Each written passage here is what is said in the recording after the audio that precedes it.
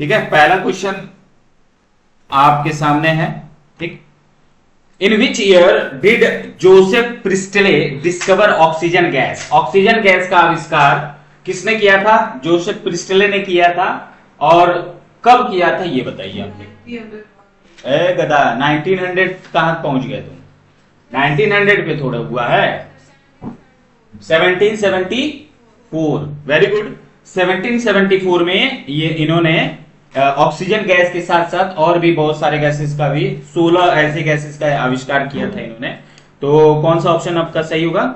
ए option. ठीक है, तो ये है भाई साहब। ठीक है, who can tell but that is that in time this is pure air में become a fashionable article in, मतलब इन्होंने ये स्टेटमेंट दिया था। ठीक है, जोसेफ प्रिस्टले ने इन्होंने focusing sunlight on mercuric oxide the gas emitted was 5 और 6 time as good as common air. ठीक है ना, तो इन्होंने कुछ एक्सपेरिमेंट्स के थ्रू, ठीक है ना, इन्होंने बताया था कि ऑक्सीजन जो है इसका आविष्कार करके बताया था 1774 में। ठीक है, तो ये इनकी कहानी है। चलिए next question. Chemistry is the science of atom and molecules, ये जो स्टेटमेंट है ये किस साइंटिस्ट के द्वारा दिया गया था? बताइए, किस साइंटिस्ट के द्वारा दिया गया था? R Hoffmann. बिल्कुल, आर हॉफमैन द्वारा दिया गया था। ये इन्होंने ही एटॉमिक स्ट्रक्चर के बारे में भी बताया था कि एक एलिमेंट्स के अंदर एटम और मॉलिक्यूल्स होते हैं। अभी बात समझ में। बाद में आकर के जो ये रदरफोर्ड साहब हैं, इन्होंने एटॉमिक न्यूक्लियस की खोज की, न्यूक्लियस की खोज की, और उन्होंने बताया कि एटम और मॉलिक्यूल्स से भी छोटा एक चीज होता है, वो क्या होता है? न्यूक्लियस। और न्यूक्लियस के अंदर भी दो चीजें होती हैं, कौन कौन सी? इलेक्ट्रॉन, न्यूट्रॉन और प्रोटॉन। ठीक है, आधी बात समझ में। तो ये आर हॉफमैन ने पहले बताया था, फिर बाद में रदरफोर्ड ने इस चीज को क्लैरिफाई किया था। तो आइए समझते हैं। चलो इसमें समझ लेंगे कि क्वेश्चन नंबर 3 बोल रहा है कि who among the following considered the father of nuclear chemistry? अभी मैंने बताया वो स्टेटमेंट, कौन होगा? ऑप्शन, हाँ, रदरफोर्ड। ठीक है, न्यूक्लियर के बारे में किसने बताया हमें? पीसी रे जो है ये क्या कहलाते हैं? Father of Indian chemistry. आगे बात समझ में, इंडियन केमिस्ट्री। और आर हॉफमैन अभी मैंने पीछे स्लाइड में आपको बताया। ठीक है, एटम और मॉलिक्यूल्स के बारे में बताते। तो लेबनाइजर कौन थे? Father of modern chemistry. कोई भी पूछेगा फादर ऑफ मॉडर्न केमिस्ट्री कौन है, तो लेबनाइजर है। Father of Indian chemistry PC रे। प्रफुल्ल चंद्र रॉय, इनका पूरा नाम क्या है? प्रफुल्ल चंद्र रॉय। ठीक है ना, इन्होंने भारत में पहला केमिकल वो खोला था वेस्ट बंगाल में, कोलकाता में, आज भी वो है। ठीक है, मतलब केमिकल स्कूल है वो, मतलब जहां पर केमिकल्स के बारे में पढ़ाया जाता है, जानकारी दी जाती है, तो वहां बच्चे पढ़ते हैं। ठीक है, अगर हम बात करें रदरफोर्ड की, तो often called the father of nuclear physics की बात करें तो वो रदरफोर्ड है। अगर हॉफमैन की बात करें, ए नोबल लेक्चरेट इन केमिस्ट्री, इन्होंने एक नोबल भी लिखा है केमिस्ट्री पे, known for the work on chemical reaction. ठीक है ना, जो कहलाता है क्या? Woodward Hoffmann rule.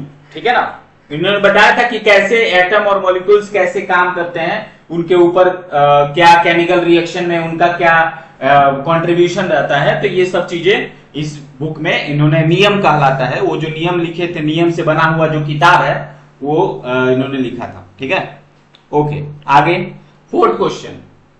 What is the force acting between the particles of matter that hold them together called? यानी आपके कोई भी एलिमेंट है, उसके अंदर जो एटम्स और मॉलिक्यूल्स एक दूसरे के साथ चिपके हुए होते हैं, वो कौन सा फोर्स होता है बेटा? ठीक है ना, अट्रैक्टिव फोर्स होता है। रिपल्सिव मतलब रिपल्स करना, मतलब बाहर की तरफ, अपने से दूर हटाना, रिपल्सिव का मतलब होता है। ग्रेविटेशनल फोर्स तो लगेगा नहीं, ग्रेविटेशनल फोर्स तो पृथ्वी के ऊपर उपस्थित वस्तुओं के ऊपर लगता है। ठीक है, फ्रिक्शनल फोर्स जब कोई भी मॉलिक्यूल्स के बीच में जब फ्रिक्शन होगा तब जाके होता है, तो फ्रिक्शनल फोर्स तो हम कह नहीं सकते हैं। तो क्या हो जाएगा यहां पर? Attractive force. ठीक है, आगे बात समझ में। देखिए इस तरह से होता है इंटरमॉलिक्यूलर फोर्स, देख रहे हो ना, इनके गैसेस के बीच में कम होता है, गैसेस के बीच में कम होता है क्योंकि इसको हम ज्यादातर कंप्रेस कर सकते हैं। जिसके बीच में इंटरमॉलिक्यूलर स्पेस कम होगा, मतलब इंटरमॉलिक्यूलर फोर्स कम होगा, तो उसको हम कंप्रेस कर सकते हैं। लेकिन सॉलिड में सबसे ज्यादा होता है, तो सॉलिड में ज्यादा होने की वजह से हम लोग उसको कंप्रेस नहीं कर पाते हैं। आगे बात समझ में।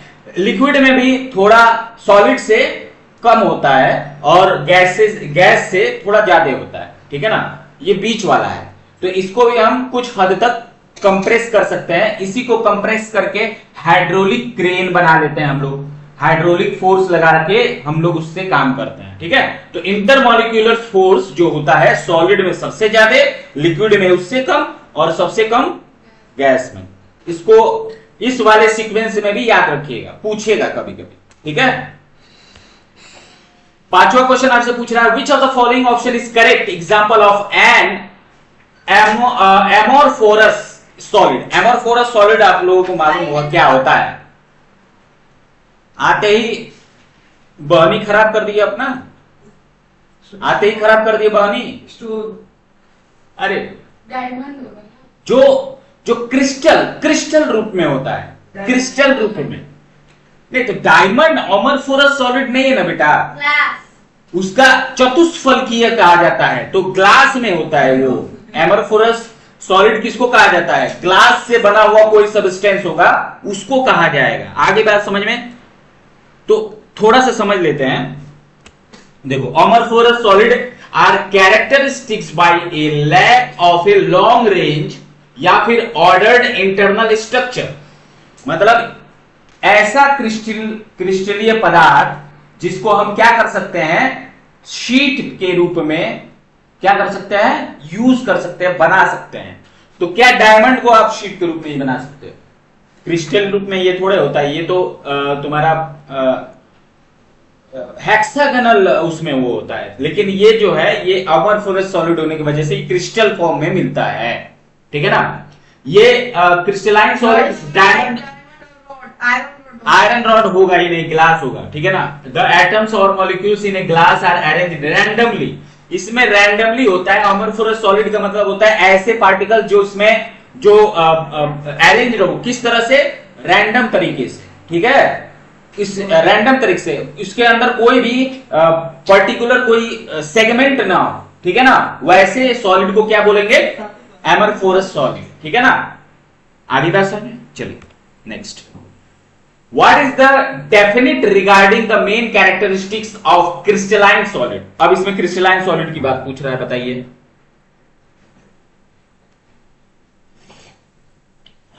कैरेक्टरिस्टिक, क्या विशेषता है क्रिस्टलाइन सॉलिड की?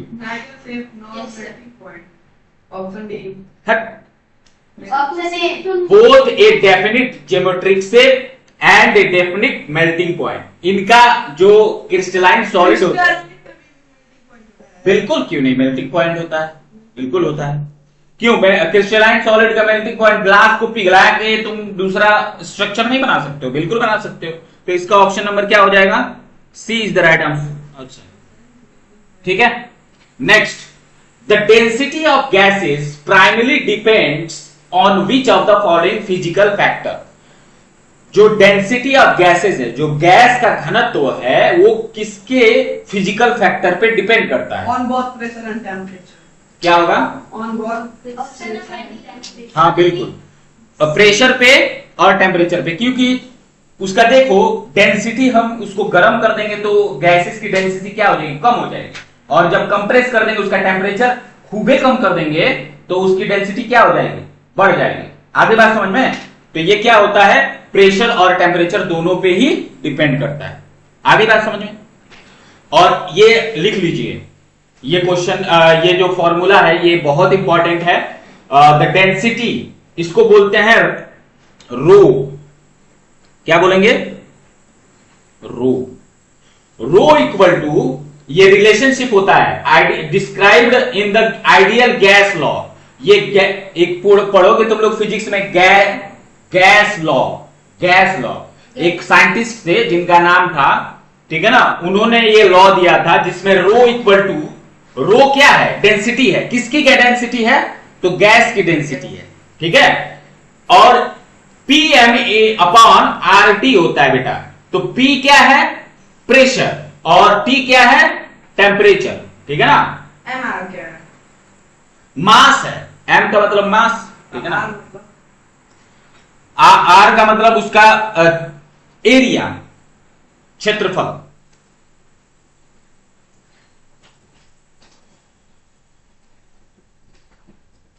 क्योंकि जब increasing temperature cause gas particles to move faster and spread out, decreasing it density. जैसे जैसे आप टेम्परेचर को बढ़ाओगे तो इसके जो गैस पार्टिकल्स हैं वो फास्टर मूव करेंगे और डेंसिटी को क्या कर देंगे? घटा देंगे।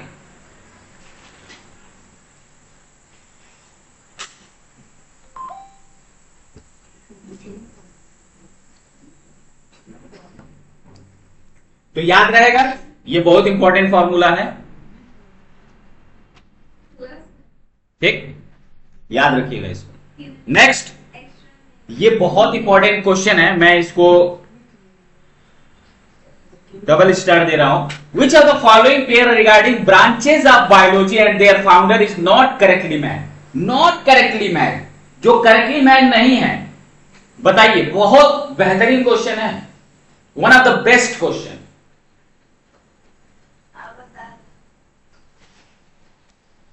सर ऑप्शन नंबर है सर। बी होगा सर। बी होगा।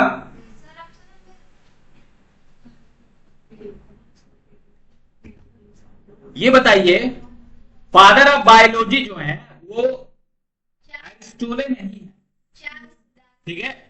Sorry, which of the following pair regarding branches of biology? branches of biology, biology के ब्रांचेस के बारे में बोला है। and their founder is not correctly matched नहीं है। तो फादर ऑफ बायोलॉजी एरिस्टोटल बिल्कुल सही है। फादर ऑफ बॉटनी थियोफेरस्टस, ये भी सही है। फादर ऑफ माइक्रोबायोलॉजी, ये गलत है बेटा। अरे भाई, फादर ऑफ माइक्रोबायोलॉजी ये एंटिनो वैन ल्यूनहॉक है। एंटिनो वैन ल्यूनहॉक है। रॉबर्ट हुक तो सेल का डिस्कवरी की है, वो भी सेल का। हाँ, तो सही बात है, ये तो सही है ना, ये तो सही है। आपसे क्या पूछ रहा है? नॉट करेक्टली मैच, इसीलिए तो मैंने आपको बोला one of the best question है, ठीक है। तो ये क्या है बेटा? गलत है, यही। आगे बात समझ में? आप लोग इसको ध्यान से देखिएगा, मैंने यहां पर दे दिया है। फादर ऑफ माइक्रोबायोलॉजी को किसको कहा जाता है? एंटिनो वैन ल्यूनहॉक, जिन्होंने फर्स्ट ऑब्जर्व किया था और डिस्क्राइब किया था किस चीज को? माइक्रो ऑर्गेनिज्म को। रॉबर्ट हुक बेटा क्या किए थे? Is a famous for discovering and naming the cell specifically dead, ठीक है ना, इन 1665। कब किया था? बहुत इंपॉर्टेंट है, याद रखिएगा, कब किया था? 1665। But he is not considered the father of microbiology, लेकिन उनको माइक्रोबायोलॉजी का जनक नहीं कहा जाता। इन्होंने एक किताब लिखी थी, उस किताब का नाम बताइए। ये जुबान पे, एकदम जुबान पे होना चाहिए, आप एकदम लिप पे होना चाहिए। तुरंत मैं पूछूं आपको फटाक से जवाब दे देना चाहिए, लेकिन आप लोग वही हैं, भेड़ चाल चलना है आप लोगों को, कितना भी आपको पूछ लिया जाए या बता दिया जाए।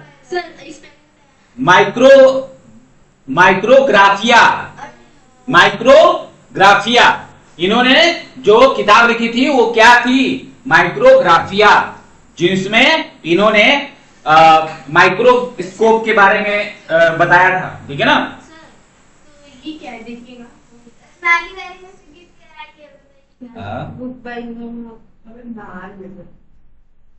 अब गधा की कहेंगे ये ल्यूनहॉक की द्वारा लिखी गई। मैंने क्या पूछा है? मैंने क्या पूछा? रॉबर्ट हुक से। रॉबर्ट हुक का, तुम ल्यूनहॉक के द्वारा लिखी गई किताब की बात कर रही बेटा। एरिस्टोटल जो है वो फादर ऑफ बायोलॉजी भी कहलाते हैं और जूलॉजी भी कहलाते हैं। बायोलॉजी में हम किस चीज का पढ़ाई करते हैं? शरीर विज्ञान, हाँ। और जूलॉजी में जंतु विज्ञान। जूलॉजी का अभी आएगा, डार्विन के बारे में बताओ, उन्होंने जीवन का सिद्धांत दिया था। बॉटनी, थियोफेल्स्टस जो है वो बॉटनी के जनक माना जाता है। बॉटनी का मतलब क्या होता है? वनस्पति विज्ञान, जिसमें पेड़ पौधे, हाँ, इन सब चीजों के बारे में हम लोग पढ़ाई करते हैं।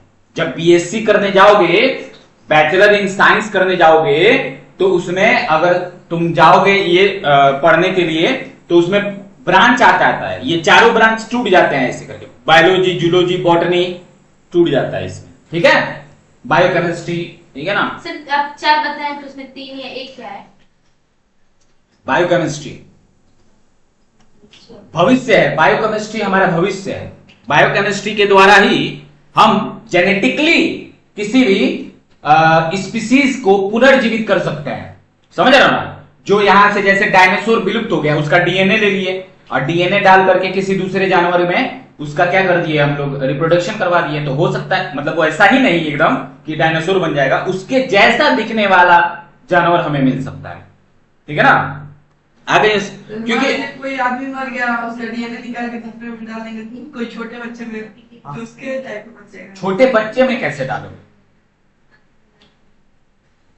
अच्छा, मैं एक क्वेश्चन सेशन ले रहा था, तो एक क्वेश्चन आपसे पूछा, बता रहा था मैं सेकेंड वाले उसमें, पहले सेशन, पहले दिन के दूसरे क्वेश्चन में, जब एक महिला गर्भवती होती है तो उसको क्या सुझाव दिया जाता है, तो बता रहा था ना मैं। उसी स्लाइड के, मुझे लगता है कि 4th या 5th स्लाइड में मैंने बताया था कि कैसे जो एक शेल होता है, उसको स्पर्म का कौन सा लेयर, उसके किस लेयर को ब्रेक करके जाके न्यूक्लियस से मिलता है।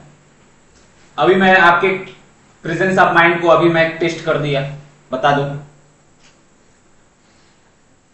तुमको मालूम ही नहीं होगा, तुमको याद ही नहीं होगा, क्योंकि उस समय तुम्हारा दिमाग वहां पर थोड़े था, तुम फॉर्मेलिटी पूरा कर रहे थे।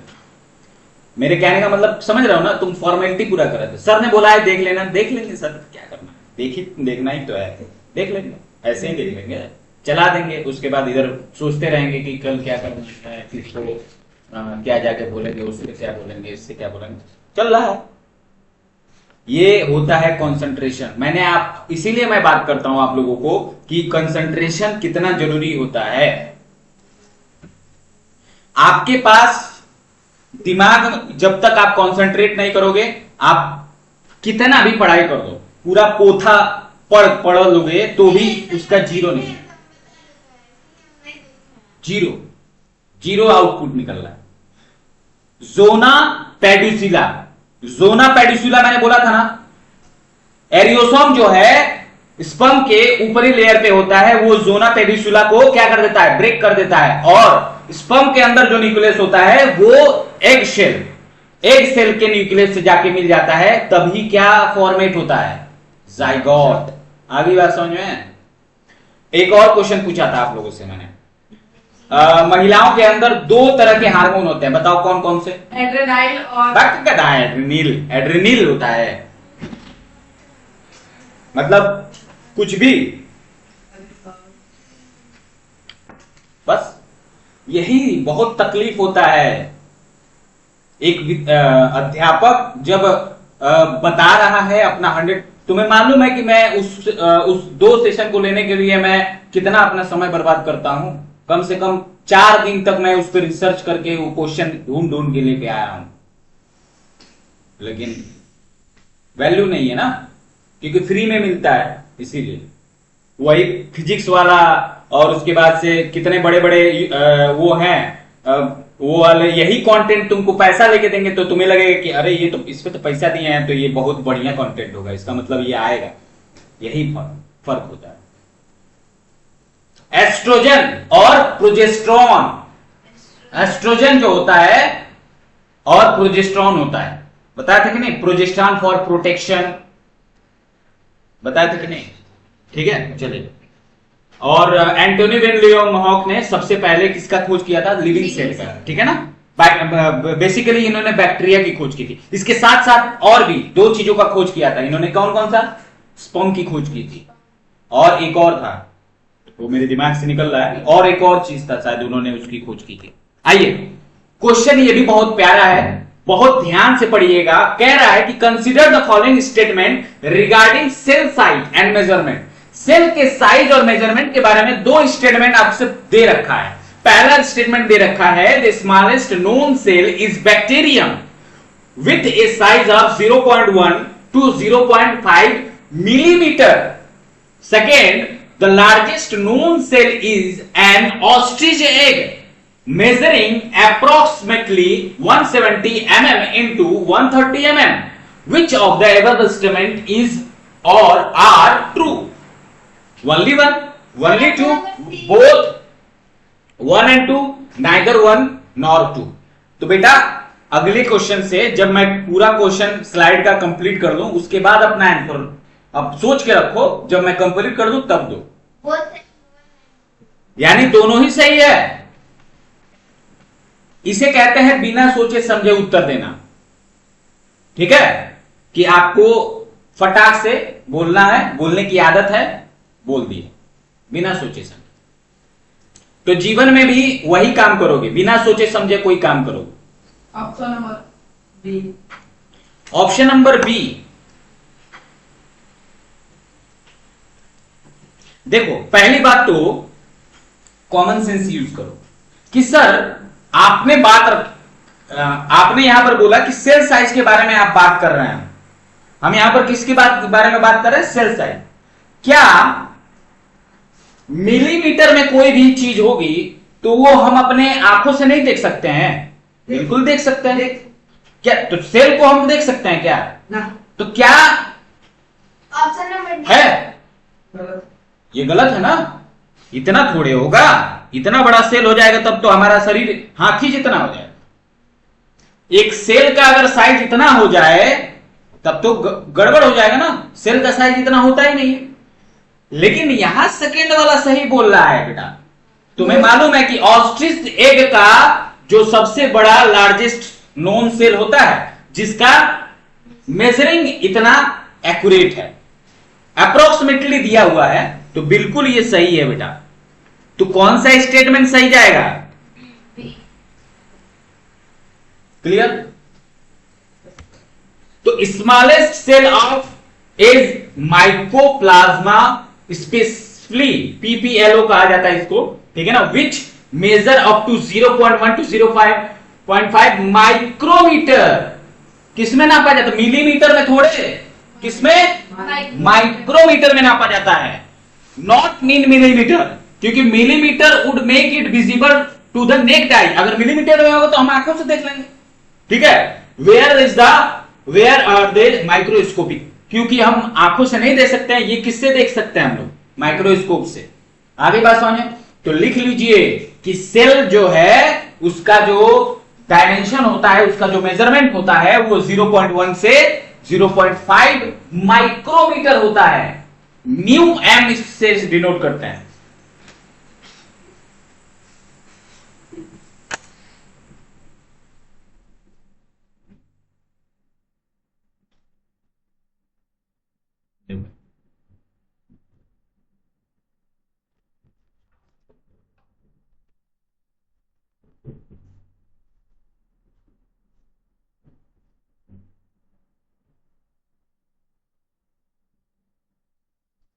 ठीक है,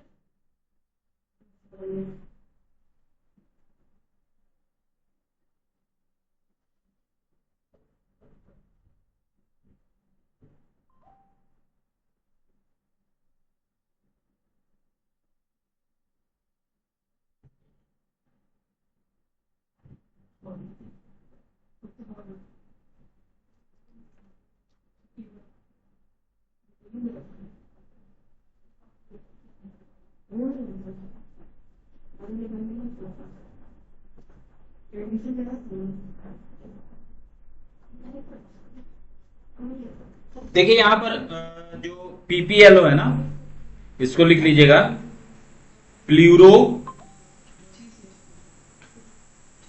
प्यूमोनिया लाइक, हाँ 26 को मुहर्रम है, 26 को। मुहर्रम। हाँ यस, हाँ वही तजिया मुहर्रम होता है। ताजिया भैया। एक गधे कहेंगे मुहर्रम को ही तजिया बोला जाता है। अभी मुहर्रम उसका शुद्ध शुद्ध शुद्ध वो भी नहीं है, उसको शुद्ध वो भी नहीं। बकरा ईद को बोला है, बकरीद को बोला जाता है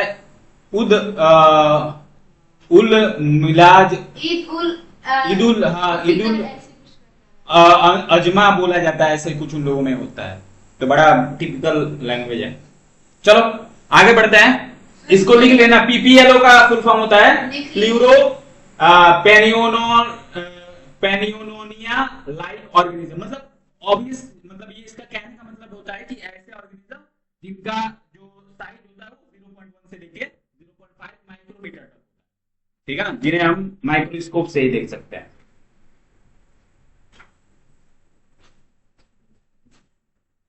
ओके, नेक्स्ट अनदर बेहतरीन question, what is the primary purpose of the endocytosis process in amoeba? Endocytosis amoeba में क्या प्रोसेस होता है? अमीबा में जो एंडोसाइटोसिस होता है उस प्रोसेस को हम क्या कहते हैं? क्या to expel excess water from the cell?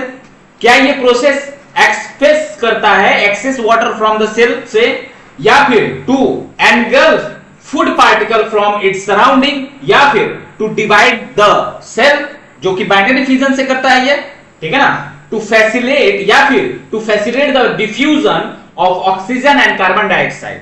ये जो एंडोसाइटिस है ये इन चारों ऑप्शन में से कौन सा प्रोसेस कहलाता है अमीबा के अंदर? To engulf food particles from its surrounding. Very good, to engulf food particles from its surrounding.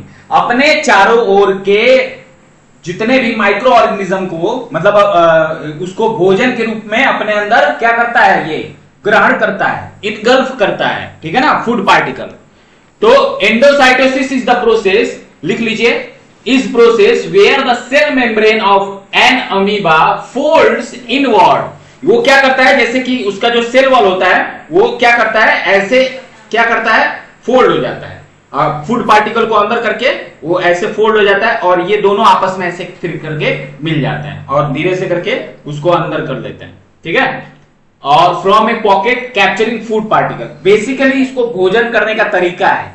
Amoeba के भोजन करने का तरीका क्या कहलाता है? एंडोसाइटोसिस। याद रखिएगा, एक एक टर्म इतना बेहतरीन, इतना इंपॉर्टेंट है ना, मतलब आप सोच भी नहीं सकते। एंडोसाइटोसिस, अब किसी से पूछ दोगे एंडोसाइटोसिस क्या होता है, वो तो माथा पकड़ लेगा, कहेगा ये कौन सा दवाई का नाम।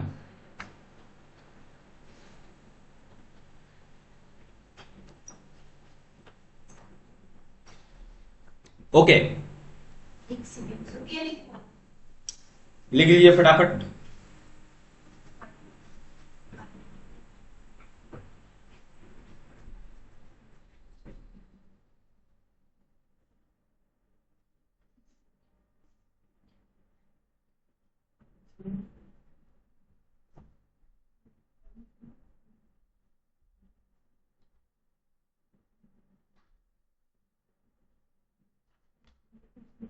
कंप्लीट।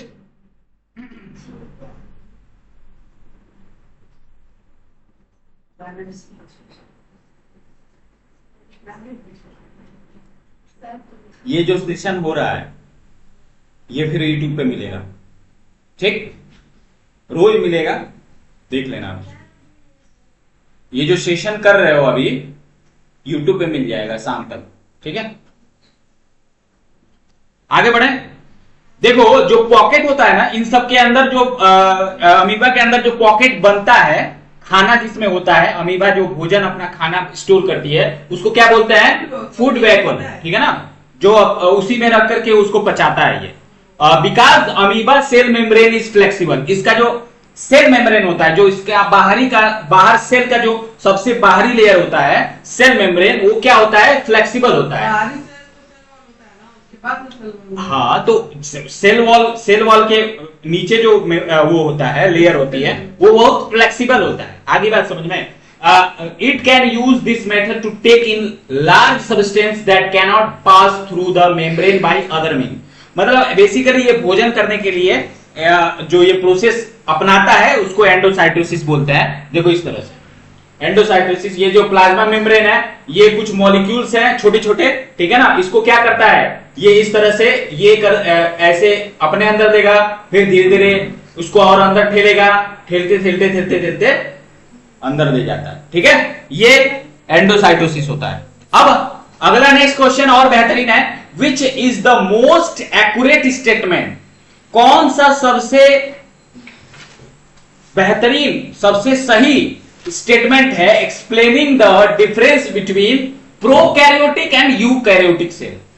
अब आपको मालूम है कि हमारा जो ह्यूमन और एनिमल सेल होता है वो किस तरह का सेल होता है, यूकैरियोटिक होता है या प्रोकैरियोटिक होता है, यूकैरियोटिक होता है। और जो माइक्रो ऑर्गेनिज्म होते हैं वो किस तरह के होते हैं, प्रोकैरियोटिक। तो ये क्या बता रहा है, आपके इस चारों ऑप्शन में से कौन सा स्टेटमेंट बिल्कुल सही बता रहा है? Option number D. Option number D, prokaryotic cells are always larger in size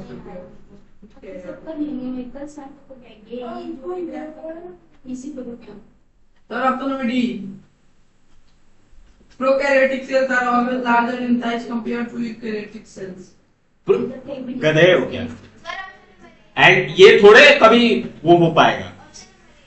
physical difference में भी समझो बात को, prokaryotic cell are always larger in size compare to eukaryotic cell. Option number A, prokaryotic cells contains multiple chromosomes whereas eukaryotic cells contain. अरे सबसे बेहतरीन differentiation होता है कि in prokaryotic cell the nucleus is not clearly defined, उनके अंदर nucleus defined नहीं होता है बेटा, किसके अंदर, प्रोकैरियोटिक में। लेकिन वहीं पर and membrane bound organelles are absent, जिसमें मेम्ब्रेन बाउंड और ऑर्गेनेल्स एब्सेंट होते हैं। यूकैरियोटिक में नहीं किया, इसलिए ऑप्शन नंबर ए होगा।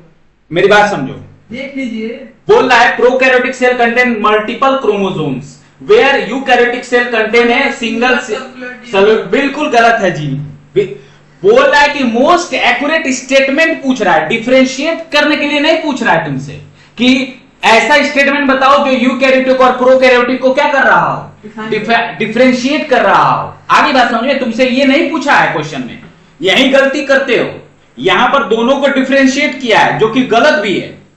तो यहां पर क्या होगा, बी ऑप्शन होगा, prokaryotic cell nucleus is not clearly defined. तो आइए थोड़ा सा समझते हैं कि क्या है होता है प्रोकैरियोटिक सेल और यूकैरियोटिक सेल, ठीक है। देखिए प्रोकैरियोटिक सेल में आप देख पा रहे हो, यहां पर पहले यूकैरियोटिक में समझ लेते हैं, ठीक है।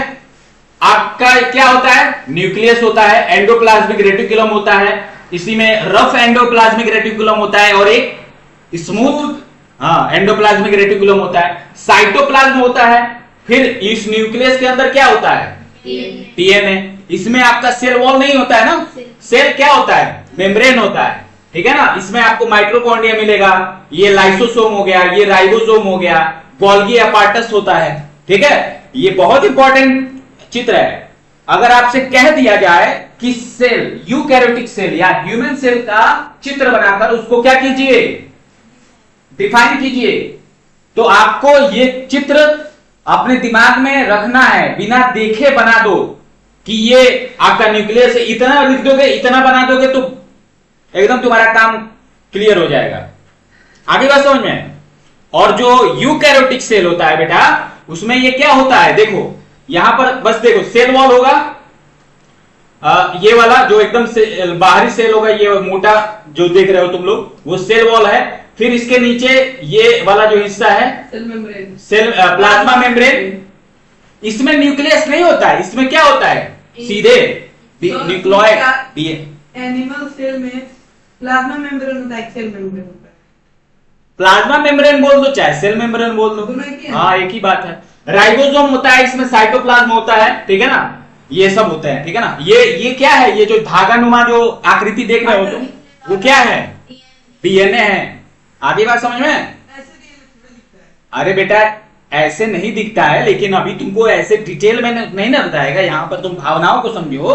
मैं यहां पर क्या एक्सप्लेन कर रहा हूं, न कि डीएनए।